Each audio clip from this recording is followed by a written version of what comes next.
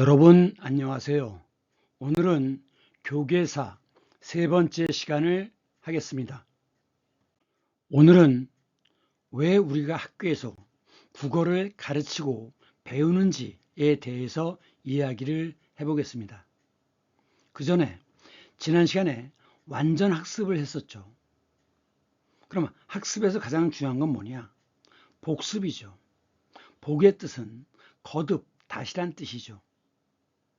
그리고 습은 날개 두 개가 반복되고 있는 겁니다. 그래서 결국은 이 습은 반복해서 익힌다는 뜻입니다. 결국 학습에서 가장 중요한 건 뭐냐? 이해도 있지만 복습도 매우 중요하다는 거죠. 그러면 국어란 과목은 뭐냐? 도구 과목이다. 그럼 도대체 도구라는 게 뭐냐? 자, 도구와 기계의 차이를 아세요? 사진을 보겠습니다.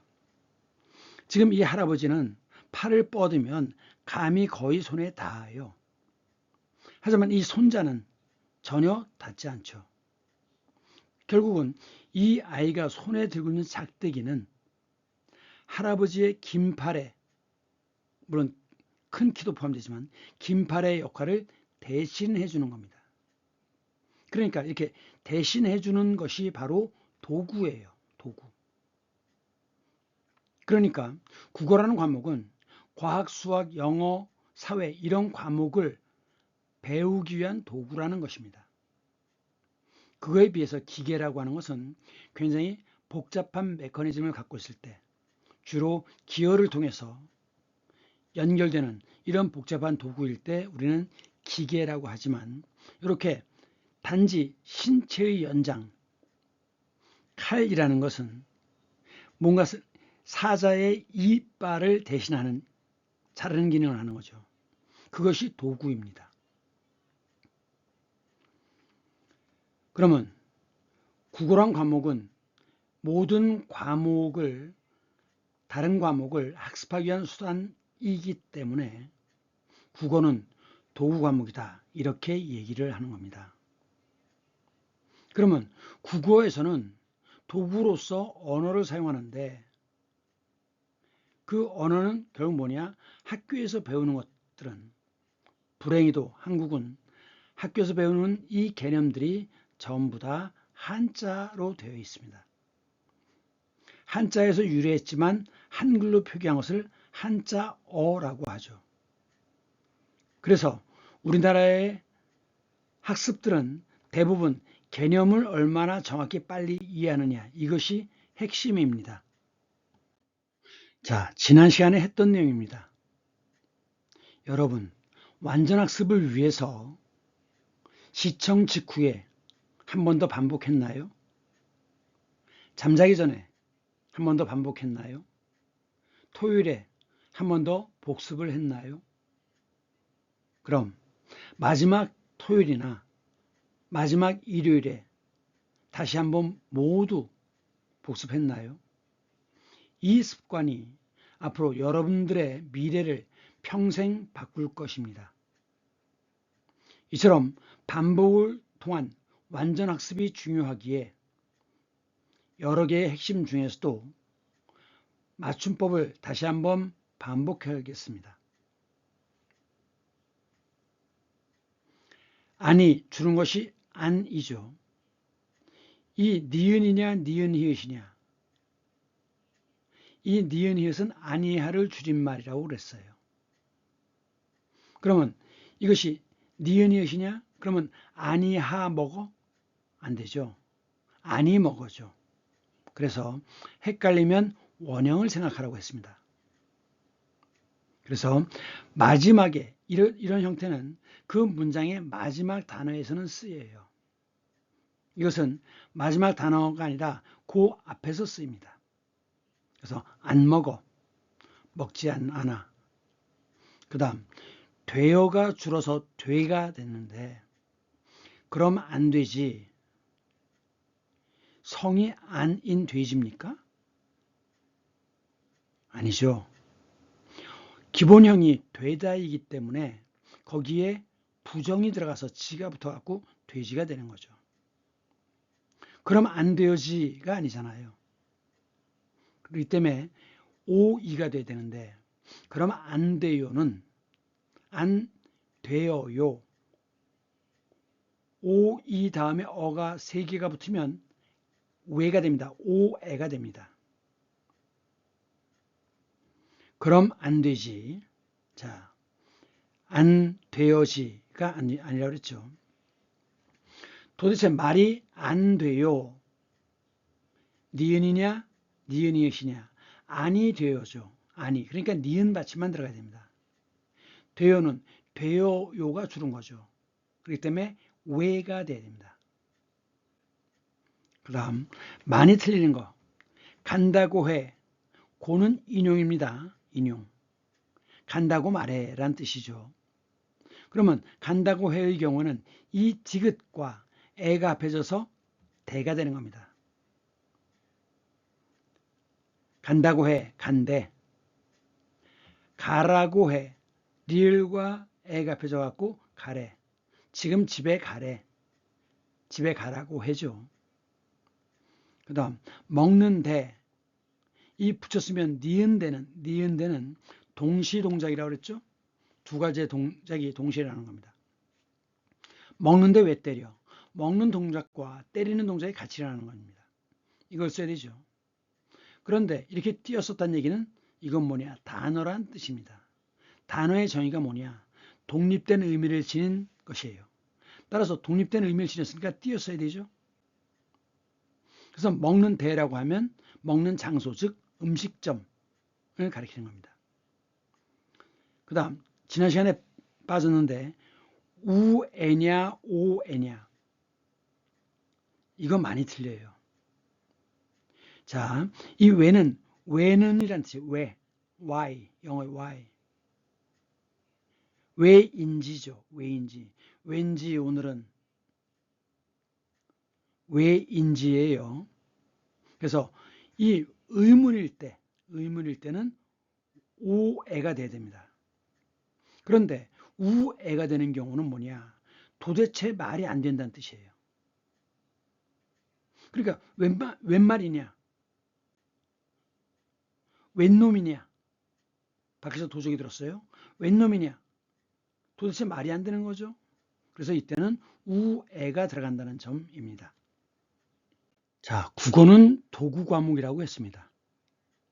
주로 사고의 수단이기 때문에 그런데 국어 시간에는 그것 이외에도 문법과 문학을 배웁니다.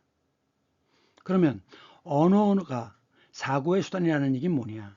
혼자 노는 아이를 보면 알 수 있습니다. 애들이 혼자 놀면서 그러죠. 아, 감옥에 갇혔네. 어떻게 하지? 아, 밤에 몰래 바닥을 파서 도망가야지. 그럼 힘이 필요한데 어떡하지?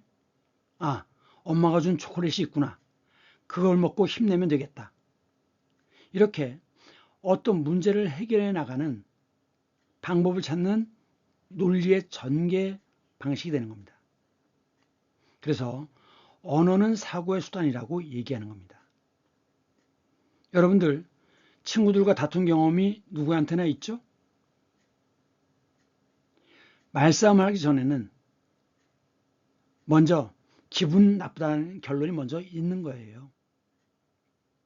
그러면서 난 내가 기분이 나빠. 왜 나쁜지 말싸움을 하면서 자기의 생각을 정리하죠.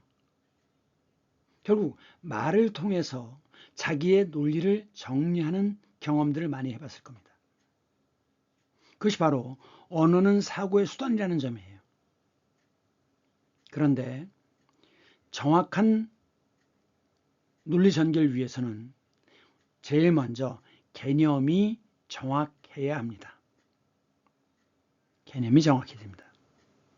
그렇기 때문에 아까도 말씀드렸지만은 한국 학교에서 시험 공부는 기본적으로 개념을 얼마나 정확히 빨리 이해하느냐에 달려있다고 말씀드렸어요. 그러나 불행히도 이 개념어들은 전부 다 한자로 되어 있습니다. 그래서 한자를 써야 된다 이건 아니지만 한자에 대한 느낌은 갖고 있어야 된다는 점을 다시 강조드립니다. 그 다음 문법을 배우는데 그 목적은 정확한 의사소통의 수단이기 때문에 그렇습니다. 그래서 주격조사가 어떻고 뭐 이런 걸 하는데, 예를 들면 자, 학교에 있다냐 학교에서 있다냐, 어느 게 맞죠? 영어로 하면 다 at, on, in에 해당되는데, 이 에에서는 그 액티브한 동사와 연결되면 에서입니다. 학교에서 공부를 해요. 공부하다라는 건 액티브한 거죠.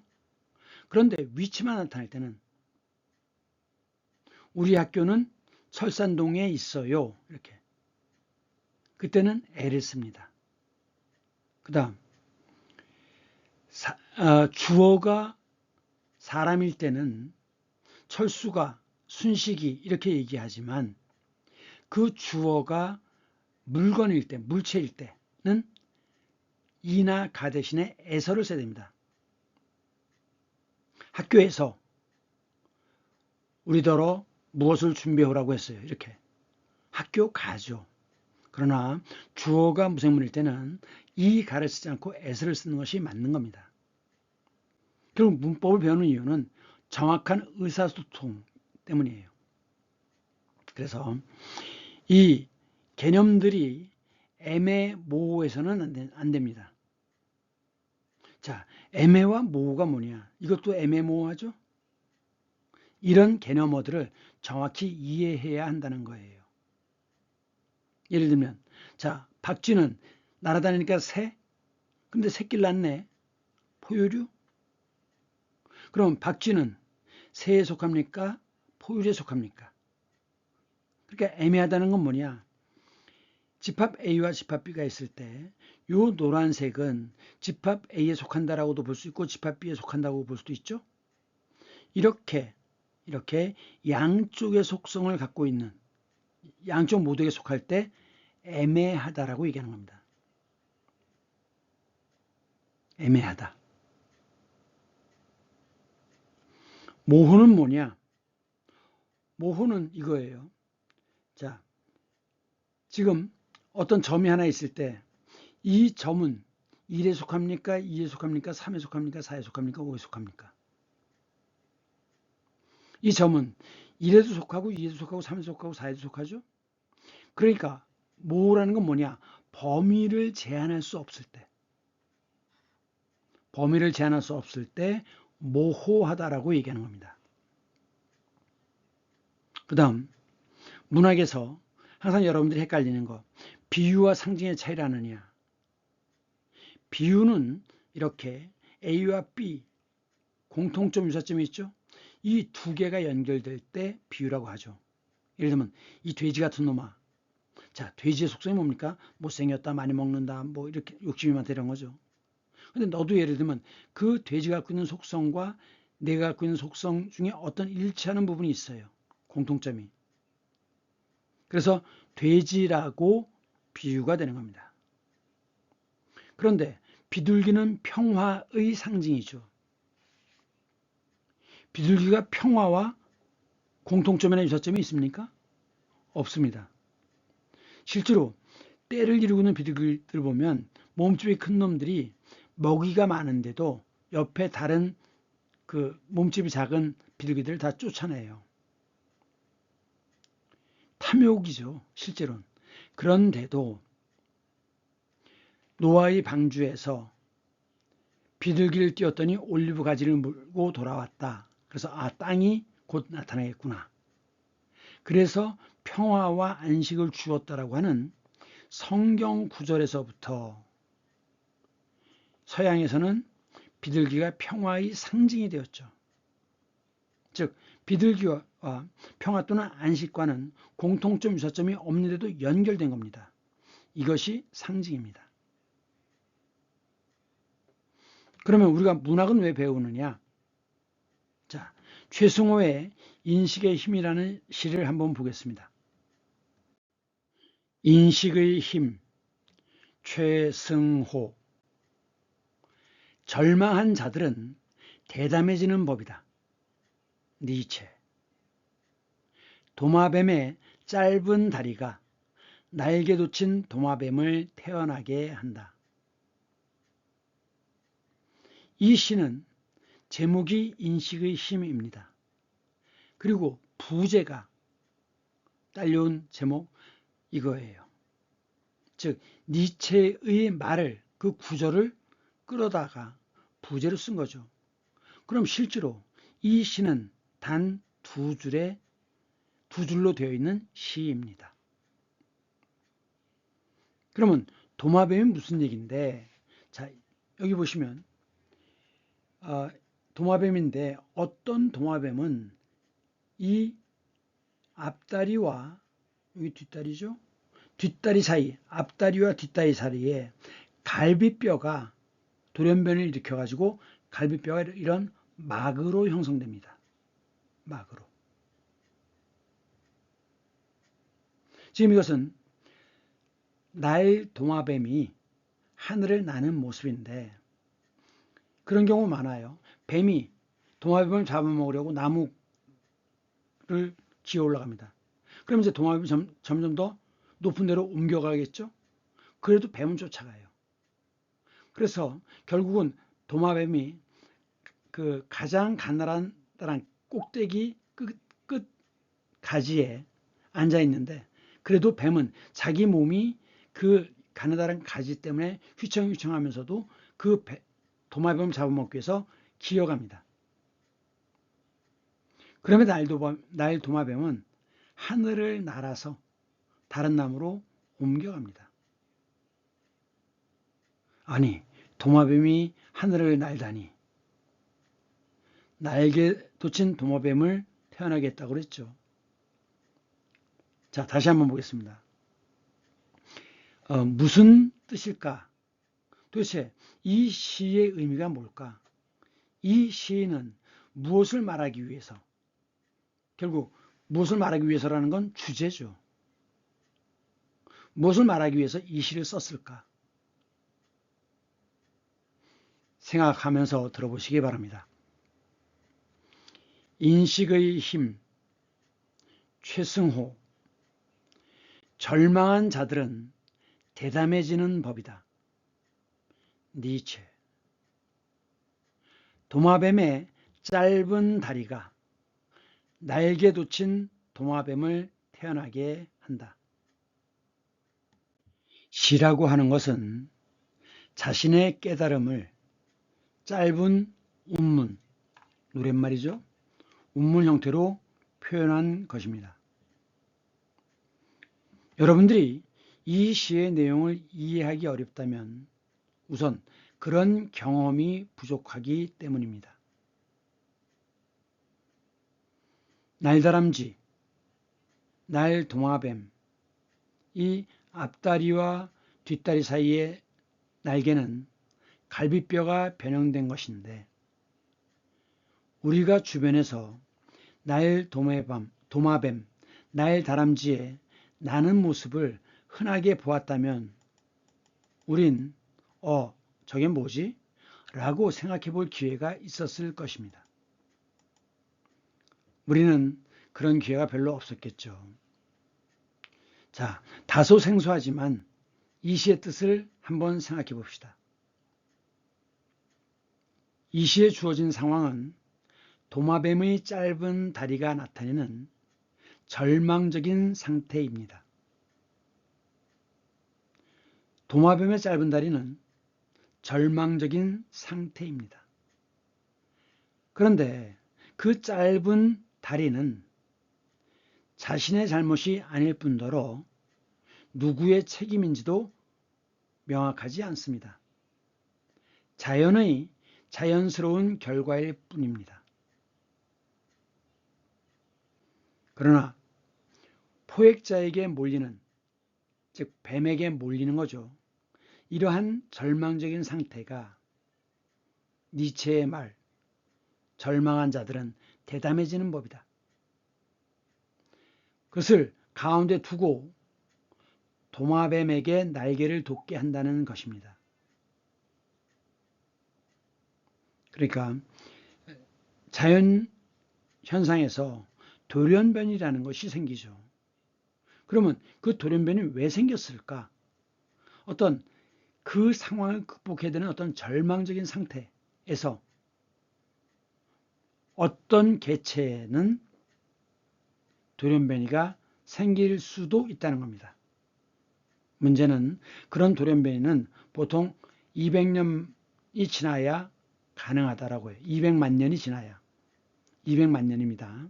200만 년이 지나야 새로운 종, 돌연변이가 생긴다라고 얘기합니다. 그러면 도마뱀에게 날개를 돋게 한다는 것입니다. 무엇이? 절망적인 상태가. 그럼 어떻게? 그 대답은 바로 제목에 있습니다. 절망적인 상황을 철저하게 인식했을 때만 새로운 비약, 절망적인 상태를 철저하게 인식했을 때만 새로운 비약이 가능하다는 것입니다. 그 가능하게 만드는 것이 바로 인식이 주는 힘이라는 거죠. 결국 이 시는 어쩔 수 없는 절망적인 상황에서조차 철저한 인식을 통해 그 절망적인 상황을 극복하고 뛰어넘을 수 있다는 의미입니다. 이 시인은 그것을 말하고 싶었던 겁니다. 자, 그래서 결국 이 시를 얼마나 잘 이해할 수 있느냐 하는 문제는 우선 이 시를 읽는 사람이 얼마나 풍부하고 다양한 경험을 갖고 있느냐. 왜? 그 경험이 인식의 세계를 확대하며 그 인식의 정확성을 유지할 수 있기 때문입니다. 그런데 이 인식의 도구는 언어인 거죠. 그래서 국어를 도구 과목이라고 한다 그랬죠. 그러면 날개는 그러면 어디서 생기는 거냐?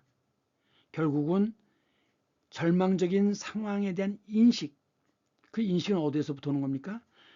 감성과 이성과 직관을 통해서 인식이 나오는 겁니다. 자, 감성이라는 건 뭐죠? 사와 물이 있을 때, 사물이 있을 때, 그 물체, 물건, 물질, 그 물을 인식할 수 있는 능력을 성이라고 하죠. 감성. 그러면 인간의 감각은 몇 가지가 있느냐? 5가지가 있다고 했잖아요. 시각, 청각, 촉각, 미각, 후각. 그래서 감각으로 인식되어지는 그것을 물이라고 하는데, 우정, 행복 같은 경우는 느낄 수는 있지만 보거나 듣거나 만지거나 셀 수는 없어요. 그런데도 분명히 존재하죠. 그 감각으로 인식되어지지는 않지만 분명히 존재하는 어떤 것을 사라고 합니다. 그 사를 인식하는 능력을 이성이라고 얘기하죠. 그래서 인간은 이성적 동물이다 이렇게 얘기하지 않습니까? 동물 중에서 유일하게 인간만이 이성을 갖고 있다는 거죠. 예를 들면 인간은 내일을 위해서 오늘 사냥감을 잘 보관해둬요. 하지만 사자는 사냥감을 다 먹어치웁니다. 왜? 사자에게는 굶주리는 내일이라는 개념이 이성이 존재하지 않기 때문이죠. 그래서 구석시대 말에 인간이 장례식을 치르기 시작했대요. 그럼 장례라는 건 뭐예요? 죽은 다음의 세계잖아요. 그게 물입니까? 사죠. 그래서 그때부터 구석기 말에는 이미 인간에게는 이성이 존재했다라고 판단하는 겁니다. 그 다음 직관이라는 건 뭐냐? 이 감성과 이성이 능력이 뛰어나면 굳이 논리의 단계를 따지지 않더라도 바로 결론을 낼 수 있는 능력이 생겨요. 그것을 직관이라고 합니다. 근데 요즘은 직관합니다라고 하면 뭐 직접 가서 본다는, 관찰한다는 뜻으로 쓰는데 그건 요즘 생긴 말입니다. 직관이라고 하는 것은 논리적 단계를 거치지 않고 바로 결론으로 넘어가는 단계를 직관이라고 합니다. 자, 감각에는 5가지 종류가 있다 그랬죠. 그래서 이제 감각은 센스인데, 센스. 감각적이다라고 하면 센시티브하다라고 합니다. 그러니까 센시티브하다는 건 뭐냐? 다른 사람은 잘 못 느끼는 어떤 것을 오감을 통해서 인식한다는 거죠. 그래서 그런 사람을 감성이 뛰어나다. 예술가들이 그렇죠. 그런데 그 감각과 달리 지각이라는 것도 알아야 됩니다. 지각이라고 하는 것은 오감을 통한 정보의 입력 과정인데, 일단 오감을 통해서 입력된 정보를 지라고 합니다. 자, 여러분들 중학교 때부터 영어 듣기 평가를 하죠. 그러면 듣기 평가가 히어링 테스트입니까? 리스닝 테스트입니까? 이 히어링은 들리느냐 안 들리냐는 청력 검사예요. 히어링 테스트는 청력 검사. 바로 어떤 감각이 들어온 바로 그 상태, 그것이 지입니다. 소리예요. 그런데 영어 듣기 평가할 때는 정답을 써야 되죠. 그럼 그 들은 소리를 가지고 뇌에서 이게 무슨 의미인가를 처리하잖아요. 그것을 리스닝이라고 합니다. 의미를 파악하는 과정이죠. 그래서 여러분들이 영어 듣기 평가는 리스닝 테스트지 히어링 테스트가 아닙니다. 히어링 테스트는 청력 검사예요. 지와 각은 그렇게 다른 겁니다. 지각. 그래서 한자는 한자 한자가 독립된 의미를 지니고 있기 때문에 좀 자세히 구분할 필요가 있습니다. 대충 하면 대충 틀리죠. 처음부터 정확하고 확실하게 이해를 하면은 평생 기억이 지속됩니다. 자, 그래서 이 각이 된 상태를 뭐라고 하느냐? 깨달았다라고 얘기하죠. 각성되었다. 이 성은 오른쪽은 별성자예요. 근데 왼쪽에 술 줍니다. 그래서 이것은 술 취했다는 뜻이에요. 성은. 그 술에서부터 취한 상태에서 깨어나는 것이 각성입니다. 각성. 자, 그러면 이 안내문을 보겠습니다. 이곳은 맨발 지압 보행로입니다. 반드시 신발을 벗고 이용하시기 바랍니다. 안내문이 이렇게 써 있어요.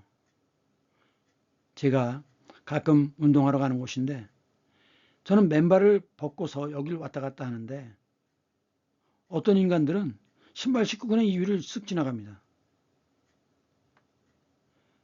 그 사람은 한글을 못 읽나요? 한글을 못 읽거나 아니면 이 글자는 알지만 이 글의 의미를 해석할 능력이 없거나, 즉 핵심어가 뭔지는 모르거나 아니면 핵심어를 파악했음에도 불구하고 몰랑 이렇게 생각하기 때문이 아닌가 생각됩니다. 이게 제 신발이네요.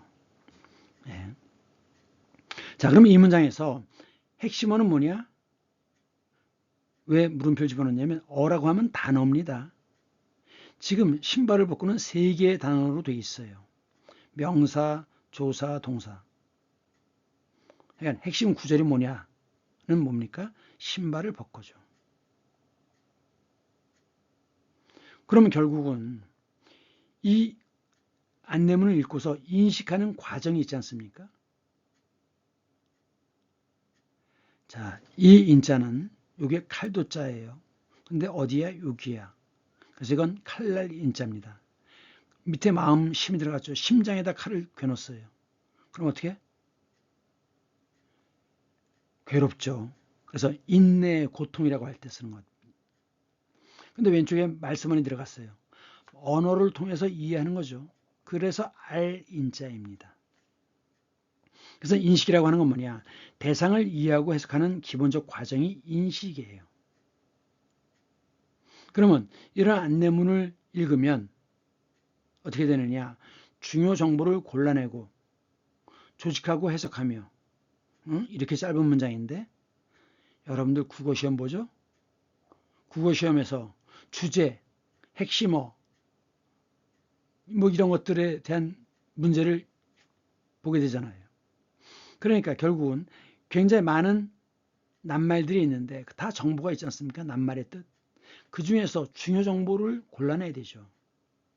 조직하고 해석하며, 그 다음 직관을 통해 또는 경험과 지식, 그러니까 감성과 이성의 토대 위에 직관을 하는 거죠. 통해서 어떻게 하는 거라, 어떻게 하라는 요구구나라고 의미를 부여하는 것입니다. 이 과정을 인식이라고 얘기해요. 그런데 이것이 되려면 상당히 학습처럼 많은 훈련이 필요합니다.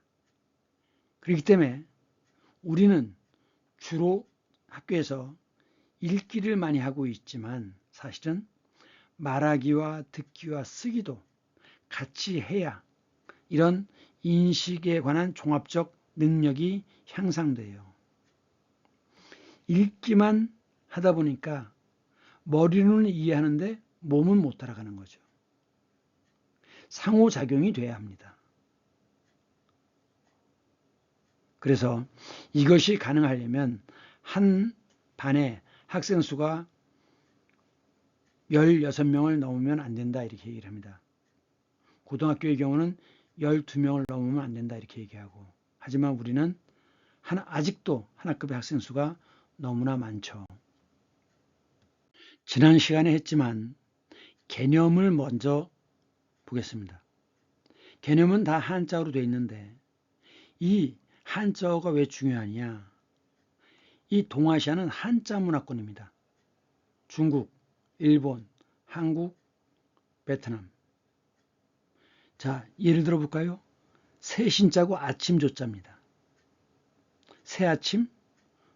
언제 쓰는 것 같아요? 아침 인사죠? 새아침. 이게 베트남에서 뭐라고 하느냐? 신짜오. 신짜오. 중국어도 그렇고 청도, 중국 청도 어떻게 발음합니까? 칭따오. 오 발음이 중국어에서는 아오 발음입니다. 그래서 굉장히 음이 똑같지는 않지만 굉장히 유사한 음들이 많아요. 근데 이제 아오는 우리말에서는 다 오로 바뀌고 중국어의 아이는 한국에서는 다 에로 바뀌고, 예를 들면 빨리 와라, 빠를 쾌자, 올레자, 이게 중국어로서는 과일라이 이렇게 되거든요. 과일라이. 그래서 한자를 안다면 동아시아 쪽의 언어에, 문화에 쉽게 접근할 수가 있습니다. 그래서 이 한국학이나 동양학을 하는 사람들은, 관심 있는 학생들은 이 한자를 반드시 해야 됩니다. 그렇지 않은 사람들은 그냥 어떻게 쓰는지 그것까지 할 필요는 없어요. 하지만 이렇게 딱 보고서 그냥 대충 무슨 뜻이겠구나 이렇게 할 수 있으면 충분합니다. 이 개념은 예를 들면 사과하면 빨간 색깔, 새콤달콤, 이게 컨셉이라고 그랬죠? 이게 개념입니다. 그럼 예를 들면 이 건물에 있어서 개념의 구성 요소가 뭐냐? 기둥입니다. 기둥. 집을 지탱하는 뼈대가 뭐예요? 개념은 개는 뼈대죠. 기둥. 집을 지탱하잖아요. 기둥. 그리고 이게 대들보입니다. 대들보. 대들보. 이것이 기본적으로는 천정의 무게를 받쳐주는 거죠. 그리고 다시 요 지붕, 요 위와 요 사이를 단열을 위해서 진흙을 집어넣습니다. 그리고 그것을 그럼 지붕의 무게를 기와와 진흙의 무게를 받쳐주는 나무죠. 요걸 석가래라고 합니다.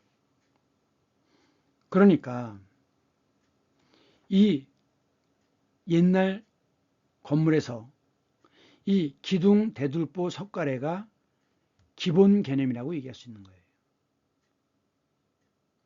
그래서 이건 틀이란 뜻이라고 그랬죠. 기둥, 대들보, 석가래처럼 뼈대라는 뜻이라고 했어요. 그러면 봅시다. 한국사 개관. 한국사는 아시죠? 개관. 틀을, 뼈대를 본다 라는 뜻이에요. 그러니까 이 개관이라는 것은 전체적으로 주요한 틀만 따져본다는 거죠. 이게 개관입니다. 그럼 개론에서 론은 뭐냐? 론은 주장입니다. 그러니까 주요 쟁점들을 대충 큰 틀만 본다는 거죠. 그럼 한국사 개요는 뭐냐? 요는 요점이에요. 이 요는 요추라고 할 때 그 허리입니다. 그래서 큰 틀의 중요한 점들만 정리한 것이 개요입니다. 개괄에서 괄은 이건 쌀 괄자예요. 괄호라고 할 때. 그래서 개괄이라는 건 뭐냐? 중요 내용과 큰 틀을 묶어라는 뜻입니다. 큰 틀을 싸서 묶어서라는 뜻이에요. 묶는다는 뜻이죠. 싼다는 뜻이에요. 개괄. 그 다음 개황. 개황은 대개의 황은 상황입니다. 상황. 그러니까 대략의 상황을 개황이라고 그래요. 그래서 오늘의 증시 개황은 뭐 이렇게 얘기합니다. 증권시장 개황은 이렇게 얘기해요. 대개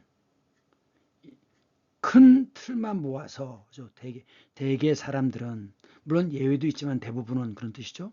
대개는 대부분이란 뜻입니다. 큰 틀로 보아. 그 다음 절개를 지키다. 절은 마디절자입니다. 대나무 마디 아시죠? 그 마디절자예요. 그래서 1년을 4마디로 나누죠. 그게 뭡니까? 봄, 여름, 가을, 겨울이죠. 그래서 4계절이라고 하잖아요. 어떤 삶의 마디가 되는 때, 그래서 3.1절, 광복절, 어떤 마디, 끊어지는 마디가 되는 것이 바로 절입니다.